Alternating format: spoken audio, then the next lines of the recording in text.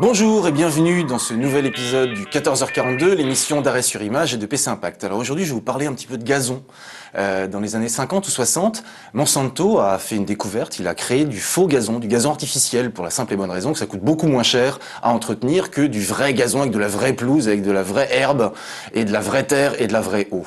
Et en 85, il y a un sénateur texan qui a dit qu'il était capable de reconnaître la différence entre du vrai gazon, grassroots, d'où l'expression grassroots mouvement, les mouvements qui viennent vraiment de la base du peuple, et les astroturf. Parce que Monsanto avait nommé ce gazon artificiel AstroTurf. Et aujourd'hui, on va parler de ça, de l'astroturfing, qui est cette pratique qu'on voit notamment sur Internet, où on a des gens qui usurpent des identités pour faire passer des messages en se faisant passer pour des vrais gens. Alors, on va commencer par un petit extrait vidéo. Regardez, c'était la semaine dernière sur France Télévisions, sur France 3. J'aimerais vous donner la réponse à la question.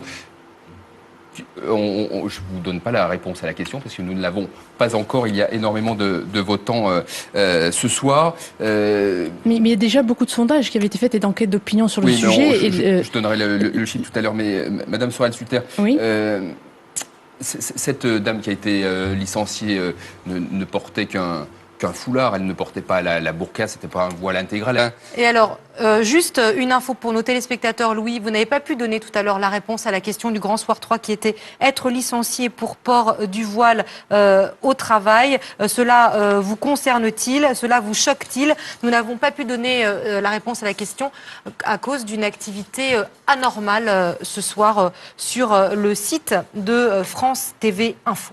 Oui, qui ressemble en gros à du piratage. Voilà. Donc là, c'était un sondage qui apparemment avait été bidonné sur le site de France Télévisions. Alors Marc, est-ce que tu peux nous raconter un petit peu cette histoire ? Je vais raconter un tout petit peu puisqu'on a l'auteur de cette bidouille informatique qui a bien voulu nous rejoindre.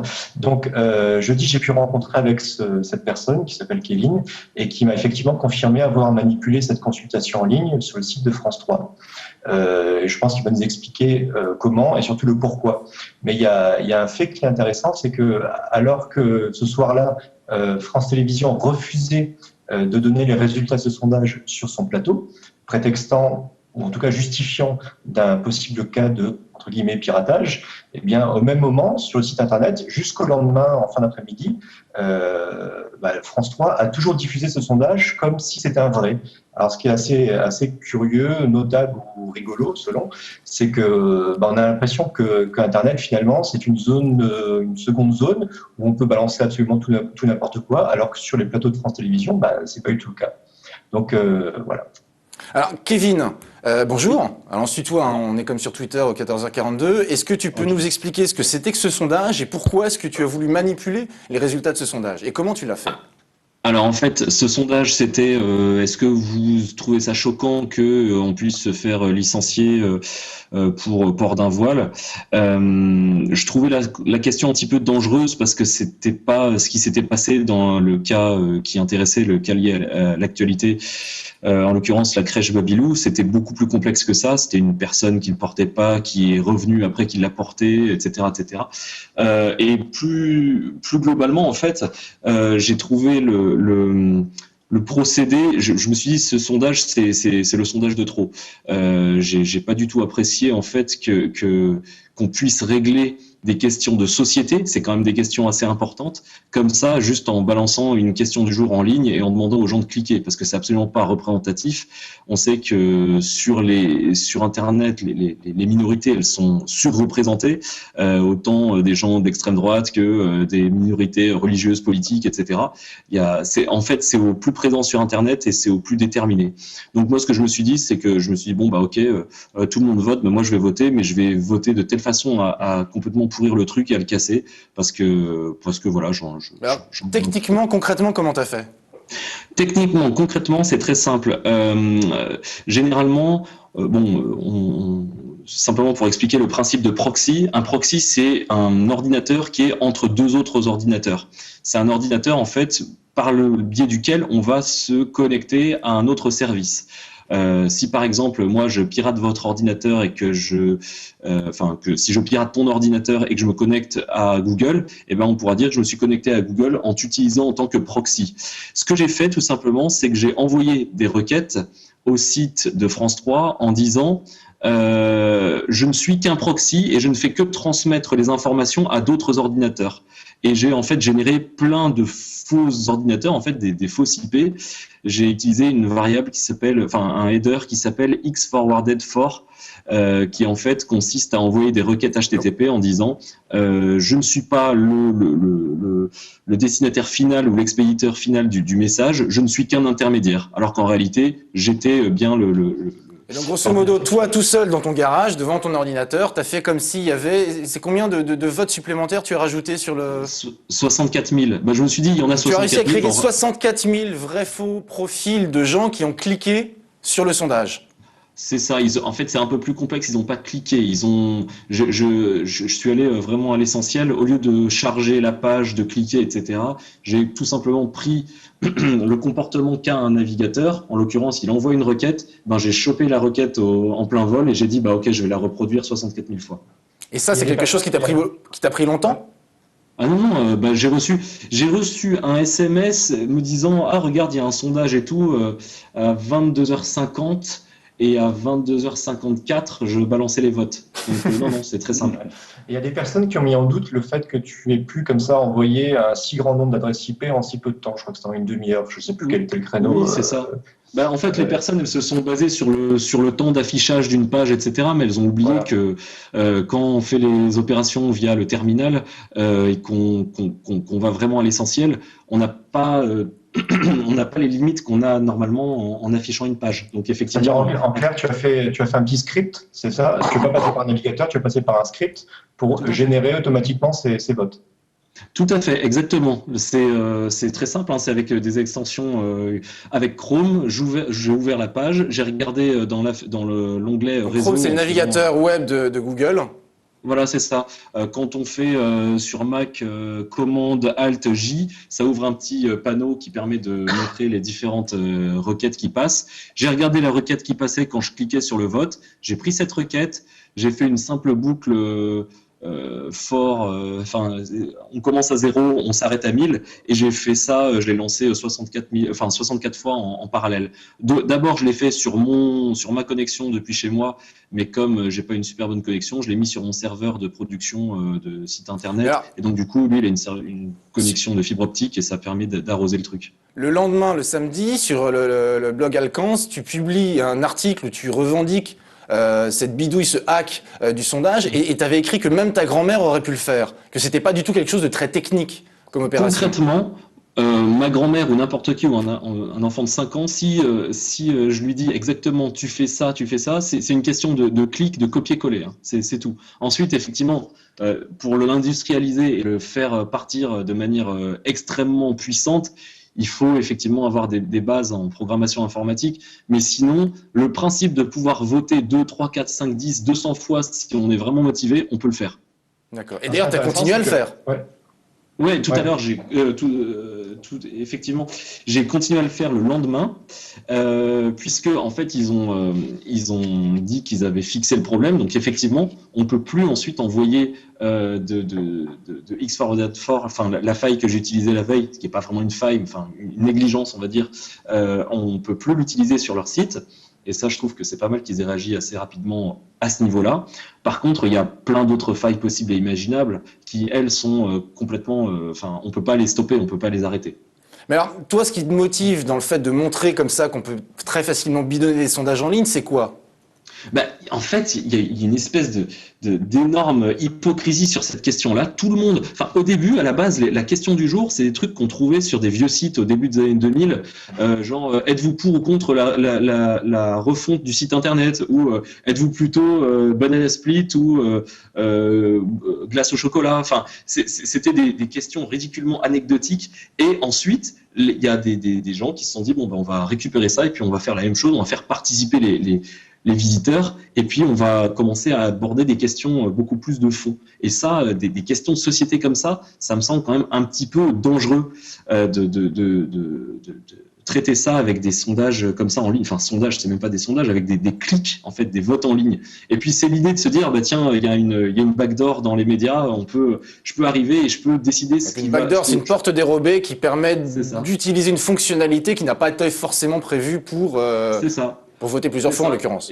Et puis c'est de se dire, bah tiens, si je laisse le truc comme ça, je vais avoir 60% de oui ce soir. Bah tiens, j'ai envie de changer ce chiffre et j'ai envie que sur mon écran de télé, il n'y ait pas marqué 60 mais 80. C'est un peu comme un éditeur de texte mais dérobé. Alors, Marc Ress.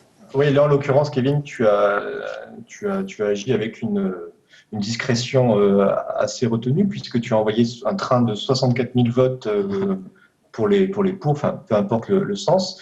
Mais quelque part, si tu avais égrené ces votes de manière plus discrète, ton acte aurait pu passer totalement inaperçu. Bah, la preuve, le lendemain, j'en ai pas envoyé 64 000, j'en ai envoyé 20 000 à peu près. Toujours sur France 3, donc. Toujours sur France 3. Bon, les pauvres, hein, j'ai rien contre France 3, mais c'était pour continuer dans le LOLS. En fait, ce qui se passe, c'est que effectivement, au cours du sondage, au cours du vote, ce qui s'est passé, c'est qu'il y a eu à peu près 56% des gens qui ont voté ne se prononcent pas. 20 000 personnes. Sur un sondage en ligne comme ça, c'est pas possible. Généralement, c'était le sondage du lendemain qui portait sur le racisme, je crois. Ouais, sur le racisme. Est-ce que vous constatez qu'il y a plus de la France est plus raciste aujourd'hui? Voilà, c'est ça. Une question comme ça, c'est pas possible qu'il y ait des gens qui disent ne se prononcent pas. On aura les fachos d'un côté, on aura les associations ultra-militantes de l'autre, on aura des gens, mais ne se prononcent pas. Est-ce que vous pensez vraiment qu'il y a la moitié des gens sur un sondage, soit 20 000 personnes qui arrivent et qui vont faire la démarche d'aller voter pour dire je ne me prononce pas? C'est ridicule. Et tu as annoncé d'ailleurs que tu comptais continuer à le faire, et pas seulement sur France Télévisions, parce que c'est pas France Télévisions que tu cibles, c'est cette pratique-là, des sondages en ligne, et tu as annoncé que tu allais le faire sur d'autres sites. Bah, il y en a, ça marche déjà. Ça marche déjà. Je l'ai déjà fait ailleurs. J'ai envie effectivement de me faire une brochette là, dans quelques jours ou quelques semaines, de me dire bon, bah, je les fais tous d'un coup, et puis je montre avant-après. D'accord. Et tu veux nous dire où, ou tu préfères garder la surprise, ou tu ferais je garde la surprise. Je garde la surprise parce que du coup, s'ils fixent les trucs et que j'ai annoncé quelque chose en amont, je vais passer pour un rigolo. Donc non, je préfère garder l'effet de surprise pour moi. Ouais, pour la petite histoire, suite à l'épisode de France 3, j'avais contacté le CSA. Le Conseil supérieur de l'audiovisuel, qui régule les pratiques journalistiques en matière de télé et de radio. En audiovisuel, voilà, pour savoir justement s'il avait son mot à dire là-dessus. Parce qu'actuellement, il y a tout un débat qui vise à étendre les compétences du CSA sur les contenus culturels numériques, au lieu et place de l'ADOPI. Mais je me disais que dans son lieu de prédilection, à savoir l'information, est-ce que le CSA pouvait avoir une appréciation ou autre? Malheureusement, non, aucune. J'ai aucun retour du CSA, ils m'ont dit qu'ils ne savaient pas. Et voilà. Alors le problème, malgré tout, c'est que dans un flot d'informations sur un JT, dans un flot d'informations, on arrive avec des éléments qui sont assez problématiques, où on a un problème de sincérité de la source. Et du coup, se pose la question de savoir quelle est la légitimité de ces flux de données, sachant qu'elles sont construites avec des bouts de ficelle et facilement manipulables. Alors, on a un autre extrait vidéo, justement, concernant la déontologie des médias et le piratage de sondages en ligne. Les médias ont leur propre responsabilité sur toutes ces histoires de sondages Internet.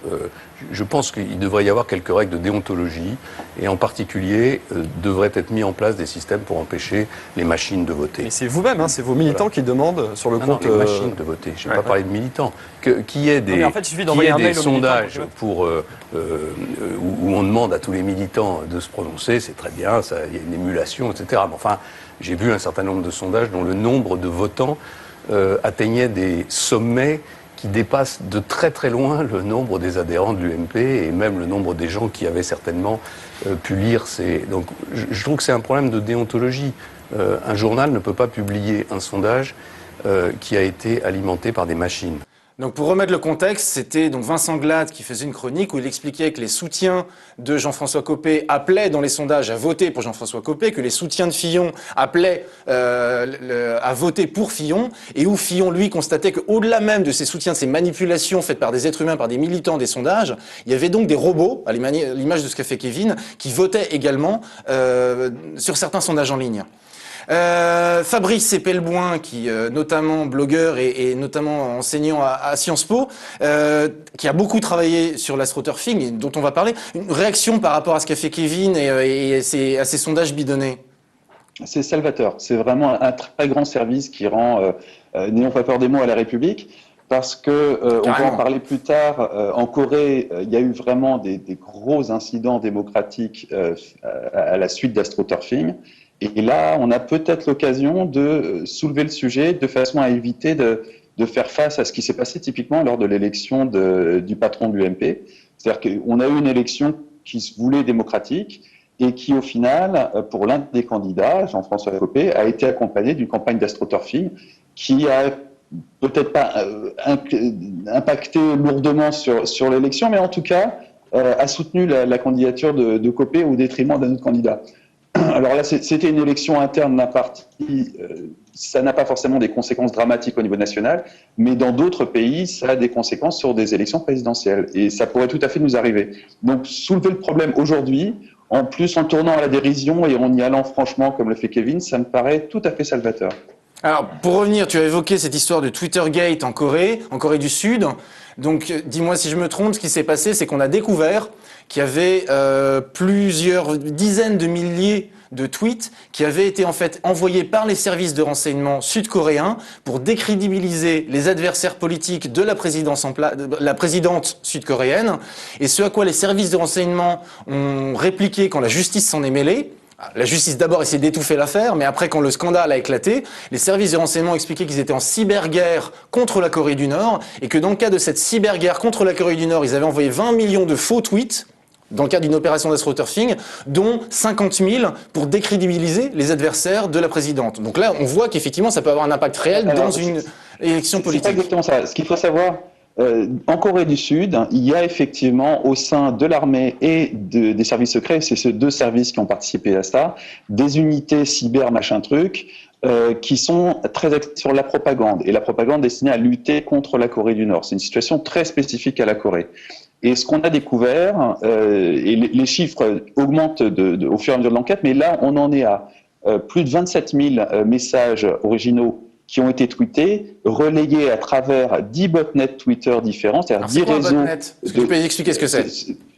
Alors c'est moi qui utilise habituellement, c'est utilisé dans un autre contexte. Ce que j'appelle botnet, c'est un ensemble de faux comptes Twitter ou Facebook qui sont contrôlés par un logiciel centralisé. Et ce qu'on a en Corée aujourd'hui, c'est 10 botnets différents, c'est-à-dire 10 gros réseaux constitués chacun de milliers de faux comptes Twitter, qui chacun ont relayé ces messages émanant des services secrets et de l'armée, et qui au final ont diffusé 24 millions de fois ces messages. 27 000 messages différents, 24 millions de diffusions. Donc ça a vraiment été extrêmement massif, et derrière ça, c'est surtout ça qui m'intéresse moi, on a des logiciels qui commencent à être très sophistiqués pour piloter tout ça. Fabrice, une petite question. Comment a-t-on pu quantifier le volume de ces faux comptes? Comment on fait pour détecter ces manœuvres, en clair? Il y a des outils qui permettent quand même de regarder ce qui se passe sur Twitter. Et comme tout ce qui est sur Twitter est en général public, il suffit de programmer des scripts de façon adéquate pour vraiment faire une analyse de plus en plus poussée de ce qui s'est passé. Donc là, très concrètement, on a des services juridiques en Corée du Sud, ainsi que des sociétés informatiques, et les Coréens sont quand même très très forts dans ces technologies-là, qui ont dépioté ce qui s'était passé, et ce n'est pas limité à Twitter, hein, ça s'est passé dans typiquement Oh My News, qui est un site de citizen journalisme extrêmement puissant en Corée du Sud. Ça s'est passé dans une multitude de forums. Il y a eu une quantité astronomique de messages postés là-dedans. Il se trouve que Twitter, il existe en Corée du Sud, il existe chez nous, donc on peut le comparer. La taille en termes de démographie de la Corée du Sud est comparable à la taille de la France, donc on peut se rendre compte de l'énormité du phénomène. 24 millions de tweets, c'est quand même colossal sur un pays de cette taille. Alors, il y a une opération également que sur reflet.info vous avez réussi à démonter, c'était l'opération sur le stade de rugby d'Evry, où là c'était des faux commentaires Facebook. Alors comment vous aviez découvert ça? Oui, alors ça c'est beaucoup plus frustrant en termes technologiques. Il s'agit de likes sur Facebook, et là, ça consiste à acheter des likes. Alors, il y a plusieurs techniques pour acheter des likes. Ça s'achète sur Internet. Si vous tapez acheter des fans Facebook, vous allez trouver plein de services qui vous vendront ça. Derrière, il y a essentiellement deux technologies. Il y a des technologies qui permettent de contrôler, toujours avec un logiciel centralisé, des faux comptes Facebook. Et puis, il y a des technologies qui consistent à utiliser des vrais comptes Facebook, et typiquement ce qu'on appelle du meat puppet, c'est-à-dire des gens qui vont avoir eux-mêmes plusieurs comptes Facebook et qui vont gagner leur vie en cliquant, typiquement dans des pays où la main-d'œuvre est pas chère du tout et où ça va devenir rentable pour quelques cents d'aller cliquer sur une page. Et il y a une troisième technologie qui consiste tout simplement à avoir les logins et les passwords de comptes piratés, mais toujours en usage par leurs utilisateurs respectifs, et de se loguer subrepticement au compte Facebook d'un tiers pour le faire cliquer sur une page. Donc toujours est-il qu'à l'époque, la Fédération française de rugby voulait déterminer dans quelle ville allait implanter un grand stade. C'est des projets de BTP qui se chiffrent en centaines de millions d'euros. Et les différentes villes avaient fait tout un tas de dispositifs interactifs, pour candidater auprès de la Fédération française de rugby et montrer qu'elles étaient les plus belles villes pour implanter ce futur stade.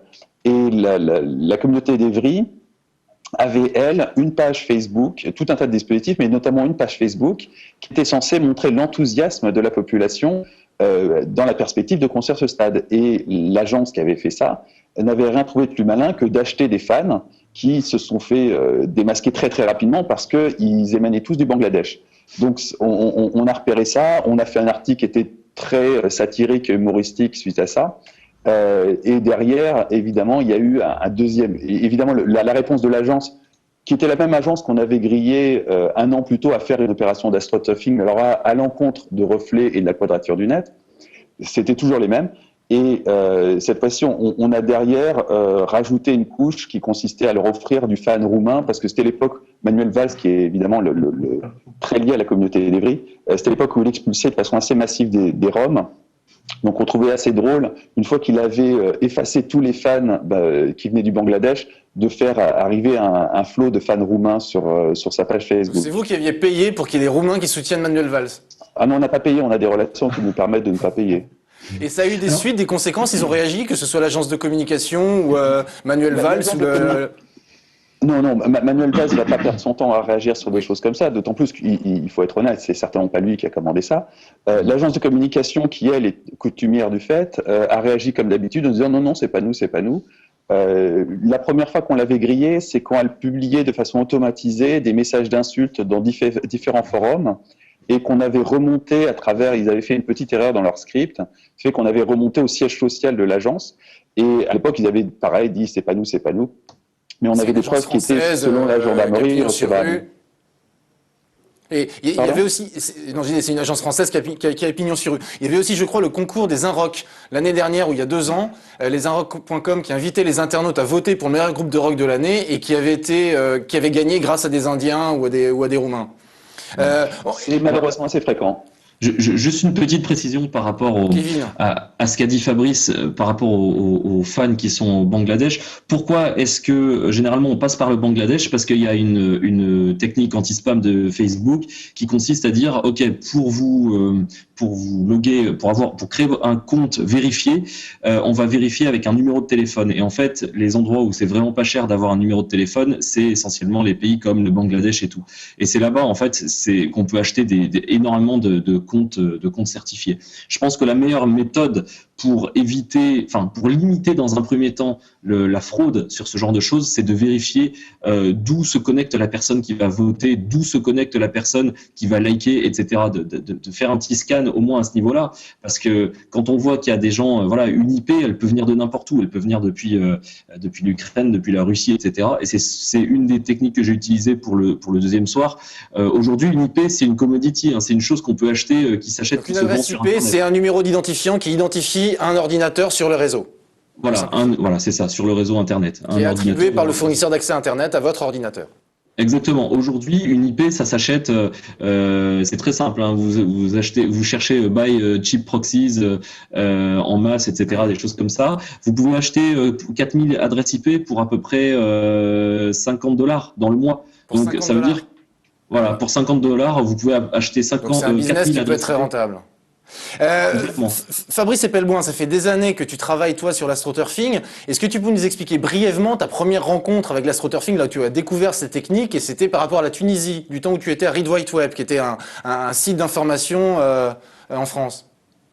Oui, alors c'était début 2010 et on a commencé par publier un article de Gillian York, qui est aujourd'hui la vice-présidente de l'Electronic Frontier Foundation, qui décrivait comment sur le Facebook tunisien, il y avait des groupes de salafistes qui listait des profils de Tunisiens qu'il jugeait impurs et appelait à ce que les profils soient dénoncés comme étant des faux.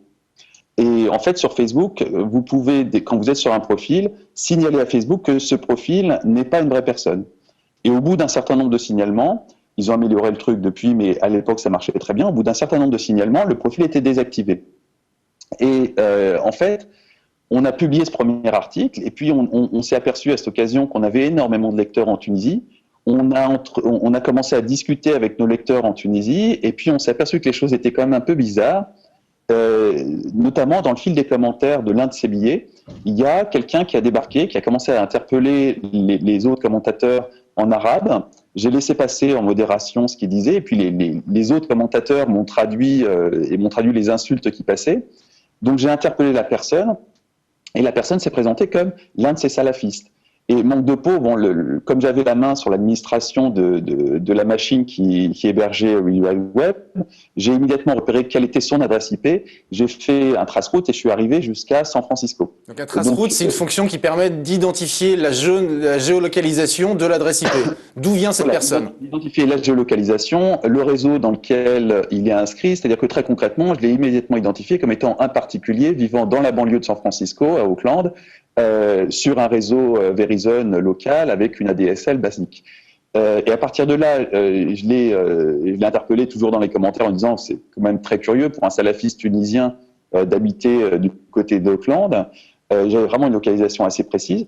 Et puis on a poussé l'investigation. On a été, avec l'aide de pas mal de correspondants tunisiens, c'est à cette époque-là qu'on a commencé à travailler avec des gens comme Simon Mamou, chez World Wide Web. Donc Amamou qui est devenu après le ministre de l'Internet et du nouveau gouvernement de transition. C'est lui qui est devenu ce fameux blogueur devenu ministre. Et on a démasqué l'identité de ce type. Évidemment, on l'a jamais exposé, mais on a réussi à savoir très rapidement qui c'était. Et on est remonté sur deux sociétés qui était localisée à San Francisco, l'une qui faisait du community management en arabe et l'autre qui faisait du search engine optimization, c'est-à-dire de l'optimisation Google en arabe. Comme aux États-Unis, la vie privée était déjà en très mauvais point, on a récupéré tous les comptes de la société, tous les comptes déposés, et on s'est aperçu qu'en fait, cette société avait pour essentiellement un seul client, qui était l'État tunisien, et qu'en fait, il travaillait au service de l'État tunisien. Donc c'était l'État tunisien, si je résume, c'est l'État tunisien qui paye une entreprise aux États-Unis pour se faire passer pour des salafistes sur Facebook et en commentaire de blog, pour arriver à montrer que le problème, c'est les salafistes. Alors c'était plus subtil que ça. En fait, ce qu'il faisait, c'est qu'il faisait passer pour des gens impurs et appelait des meutes de pseudo-salafistes à les dénoncer, en entraînant des vrais salafistes qui eux-mêmes avaient rien d'autre à faire sur Facebook que de suivre cet effet d'entraînement. Mais ils orchestraient tout ça, et dans les gens qu'ils appelaient à dénoncer, il y avait toute l'opposition politique qui était présente sur Facebook. Donc il a attisé la braise entre les salafistes et les démocrates, grosso modo. Ça servait non seulement à attiser la braise entre les salafistes et les démocrates, ça servait à liquider les démocrates de Facebook, qui était le seul espace de liberté d'expression à l'époque en Tunisie, et ça permettait de faire régner une espèce de terreur sur Facebook, de façon à ne pas pouvoir y voir éclore une forme de liberté d'expression. Donc ça, on a liquidé le problème assez rapidement. En l'espace de 2 mois, le problème salafiste et le problème des pages qui dénonçaient des profils a disparu de Facebook. Et à partir de juin 2010, les Tunisiens ont pu, sur Facebook, naviguer sans trop de problèmes. D'accord. Alors tu as de nouveau rencontré des ce phénomène de l'astroturfing, là c'était sur Reflet. Tu as commencé à en parler tout à l'heure, cette agence de com qui, elle, pourrissait les commentaires sur Reflet et de la Quadrature. Est-ce que tu peux nous en parler brièvement et comment vous avez identifié? Alors ça, c'était très drôle. Ça s'est fait dans les suites de la campagne publicitaire de la Hadopi, où l'agence web qui avait récupéré la campagne Hadopi avait doublé sa campagne, était pas très contente des détournements qu'on faisait de ces publicités. Donc c'était des publicités qui vantaient la Hadopi avec des clips, et il y a eu forcément des détournements qui ont été faits par des gens qui n'apprécient pas complètement la Hadopi. Il y a eu énormément de détournements de faits. Ouais. Ça a été un festival, et d'ailleurs Marc a participé au festival. Ouais. D'ailleurs, juste pour une précision, c'est une campagne qui a coûté aux contribuables plus de 3 millions d'euros. Donc Fabrice, je te laisse continuer. Et 3 millions qui ont été en pure perte, vu que les médias n'ont parlé que des détournements. Et donc, ils n'étaient pas très très contents du côté de l'agence de communication. Donc, ils ont programmé, ils ont une cellule qui est spécialiste de ces trucs-là. Et cette cellule a programmé un petit script qui allait poster automatiquement des insultes dans une multitude d'endroits sur Internet. Manque de peau, l'un de ces endroits, c'était un site qui était maintenu par la Quadrature du Net, qui nous a évidemment filé les logs de sa machine. Et dans les logs, donc on a repéré que la le liste script... de toutes les adresses IP qui se connectent à un serveur ou à un site web. Voilà, c'est un inventaire que garde la machine qui trace tout ce qui se passe sur la machine, et notamment quelle IP s'y connecte et qu'est-ce qu'elle fait. Et donc, on a repéré qu'effectivement, il y avait un phénomène d'automatisation pour poster les insultes, que cette automatisation passait par différents proxys, donc on ne pouvait pas repérer l'adresse IP, mais par contre, on pouvait repérer tout un tas d'autres informations, et notamment quel était le système d'exploitation de la machine, quel était le navigateur utilisé, quel était tout un tas d'autres éléments comme ça. Et manque de peau, le script tournait sur une machine qui était très, très, très particulière, totalement unique, c'est-à-dire que le mec faisait tourner sa machine avec un Mac OS qui était totalement expérimental, bêta, et pas encore distribué au grand public. Et ce même identifiant, machine plus système d'exploitation plus navigateur, on l'a retrouvé dans les logs de reflet avec cette fois-ci une adresse IP qui, elle, n'était pas masquée par un proxy et qui nous amenait directement au siège social de l'agence. Donc ça nous a pris moins de 24 heures. On a fait un premier billet en exposant les faits, en démontrant, en faisant la démonstration un peu scientifique de comment on avait repéré l'agence et pourquoi on était absolument certain. Parallèlement à ça, on a aussi contacté les services numériques de la Gendarmerie nationale qui nous ont confirmé qu'effectivement c'était parfaitement recevable et qui ont aussi contacté la Quadrature du Net en disant qu'effectivement ça pouvait se qualifier d'intrusion informatique et qu'on était les bienvenus pour porter plainte. Donc on a demandé à l'agence d'arrêter. Et pareil, l'agence a dit non, c'est pas nous, c'est vraiment pas bien ce qui se passe, mais c'est pas nous. Donc on a pendant près d'une semaine, tous les jours, on publie un billet pour révéler un peu les dessous de l'agence. Il faut dire que c'est une agence qui avait des clients assez discutables. C'est cette agence-là qui typiquement s'était associée avec la fille de Zine Ben Ali en Tunisie pour monter une filiale, mais qui s'associait systématiquement avec les fils et les filles des dictateurs africains pour monter des filiales. Et puis ça s'est terminé par la révélation, la veille d'un week-end de la Pentecôte, d'une faille critique dans l'intranet de l'agence qui permettait d'avoir accès à tous les contenus de l'agence. Donc on n'a rien pillé du tout, mais on a montré comment effectivement il y avait une faille critique dans l'infrastructure technologique de l'agence. Et évidemment, la veille d'un week-end de Pentecôte, c'était assez difficile à colmater. Donc pendant le week-end, ils se sont fait un peu dépouiller. Alors, il n'y a pas que ces côtés comme ça un petit peu anecdotiques. Enfin, je sais pas si on peut qualifier d'anecdotique le fait d'être payé 3 millions d'euros pour notamment envoyer des insultes sur des forums de discussion, mais également d'autres campagnes qui, l'année dernière et il y a 2 ans, ont fait un peu polémique autour de l'astroturfing. C'est les histoires d'appels d'offres qui ont été lancées par l'armée américaine d'une part et par les instances européennes d'autre part. Alors, est-ce que tu peux nous en parler un petit peu, Fabrice, sur cette histoire, enfin, ces appels d'offres il n'y avait pas le mot astroturfing dans l'appel d'offres, mais ça revient à peu près au même. Alors, c'est 2 appels d'offres très, très différents. On va commencer par le plus bas de gamme en termes technologiques. C'est ce qu'a fait l'Europe. L'Europe s'apprête ou est en train de lancer une grande campagne pour contrer les eurosceptiques en ligne. Et concrètement, sa campagne consiste à organiser une war room avec, on imagine, quelques dizaines de personnes qui vont passer leur vie à surfer sur les différents forums, les différents espaces d'expression online, de façon à contrer l'argumentation des gens qui sont des eurosceptiques. C'est-à-dire qu'ils ont quand même l'expérience du référendum français qui a dit non à l'Europe et dont le non s'est formé quasi exclusivement en ligne, vu que les médias étaient tous pour le oui. Donc ils savent que le danger vient de l'Internet, qui est maintenant le seul espace d'expression, vu que les autres formes d'expression qui existent, c'est des médias qui ne reflètent pas vraiment l'opinion publique, et puis les politiques qui utilisent eux aussi les médias pour relayer leur opinion. Donc là, l'Europe est plutôt dans une démarche de contrer l'opinion publique sur Internet et de porter la contradiction sur Internet. Mais technologiquement, c'est assez frustre. Là où les Américains font beaucoup plus fort, c'est que eux, ils en sont au stade où ils passent commande de logiciels qui permettent d'automatiser la gestion de multiples profils en ligne. Et ça, c'est des logiciels extrêmement sophistiqués. Le bon de commande, enfin le descriptif de l'appel d'offres a malheureusement fuité. Et ça nous permet d'avoir une idée assez précise de ce type de logiciel. On appelle ça du persona management. On y avait aussi fait face en Tunisie, mais il était beaucoup plus frustre à l'époque.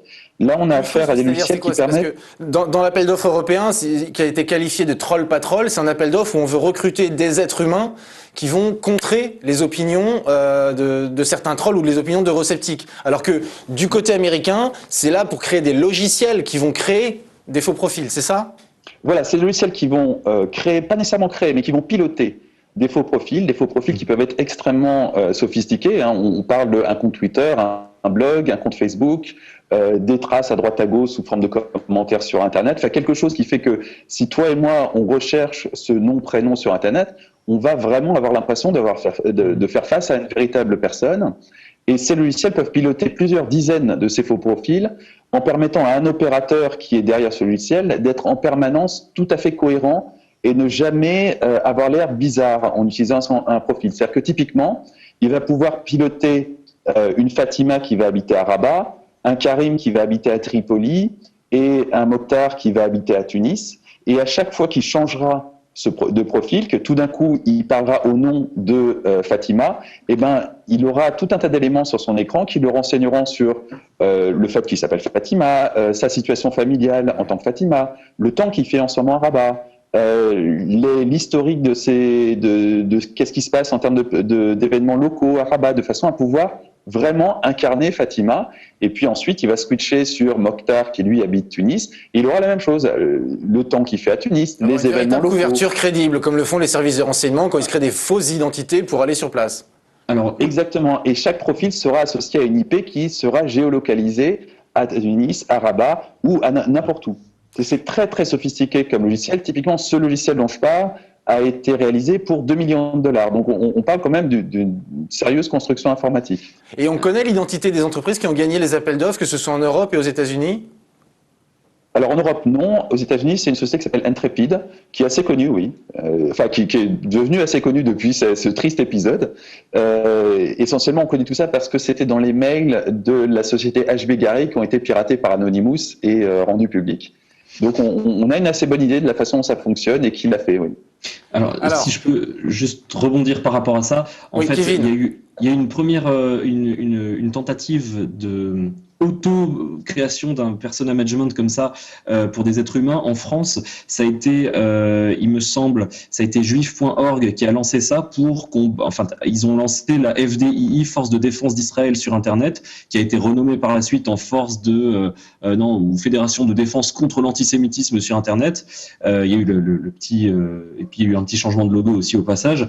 Au départ, c'était pour dénoncer les contenus antisémites. Donc en fait, on se loguait à une espèce de plateforme et ensuite il disait voilà, connectez-vous ici et cliquez sur signaler le profil, cliquez sur reporter le truc pour faire en sorte que ça passe plus rapidement. Au départ, c'était des choses assez légitimes, hein, vraiment des trucs nazis et tout. Et ensuite, on s'est rendu compte que c'était beaucoup plus voilà, dès que c'était pas forcément en accord avec tout ce qui est de près ou de loin avec Israël, c'était systématiquement signalé. Donc la technique du mark as spam, donc signaler comme spam, c'est quelque chose qui est assez appliqué. C'est très courant, c'est vraiment très courant. Et d'ailleurs, ce type de logiciel que tu évoques, hein, qui consiste essentiellement à prévenir une communauté de façon à ce qu'elle réagisse en meute. Donc on n'est pas vraiment dans de l'astroturfing, mais on est aux limites. C'est ça. Et ensuite, vas-y.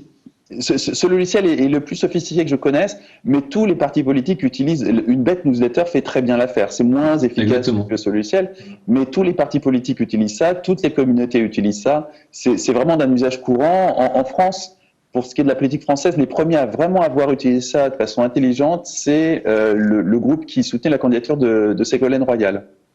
Alors ensuite, ce qu'il faut savoir, c'est qu'au niveau de Twitter, les applications, enfin l'application de persona management automatisée que tu décris, en fait, à partir du moment où on s'y prend dans les règles de l'art, ça devient assez simple, en tout cas uniquement pour Twitter, grâce à l'API Twitter. Donc c'est quelque chose qui permet de dialoguer avec des comptes Twitter en utilisant des formules automatisées. Tout est renseigné en fait. Si vous voulez envoyer un tweet, il faut appeler telle fonction. Si vous voulez faire ci, vous appelez telle autre fonction. Et en fait, la question essentielle, la plus problématique et encore qui est assez simple à gérer, c'est celle de la création des comptes Twitter. Parce que va y avoir du CAPTCHA. Les CAPTCHA, c'est les petites choses. C'est qui permet de vérifier qu'il y a un être humain qui est derrière l'ordinateur et que c'est pas un robot. Il faut savoir qu'il y a une économie du captcha.